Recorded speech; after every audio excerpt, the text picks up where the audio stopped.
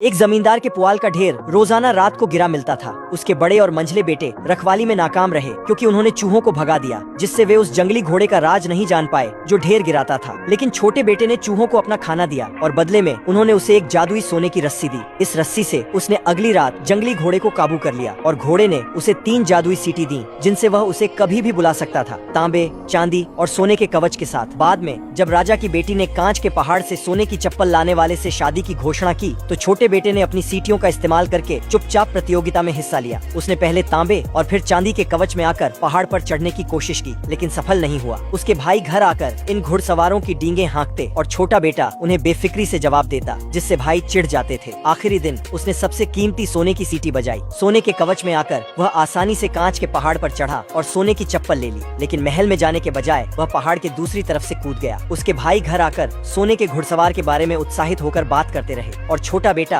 अपनी आम पोशाक में सुनता रहा। जब राजा ने सोने की चप्पल वाले घुड़सवार को महल बुलाया तो कोई नहीं आया। सैनिकों ने हर घर की तलाशी ली और अंततः छोटे बेटे की थैली में सोने की चप्पल मिली। राजा ने उससे पूछा कि उसने यह कैसे किया, तो उसने अपनी जादुई सीटियां बजाईं और तांबे, चांदी और सोने के घोड़े अपने कवच के साथ आ गए। लड़के ने सोने का कवच पहना और अपने दोनों भाइयों को तांबे और चांदी के कवच दिए, जिससे उन्हें भी कुछ सम्मान मिला। अंत में उसने राजकुमारी से भव्य विवाह किया।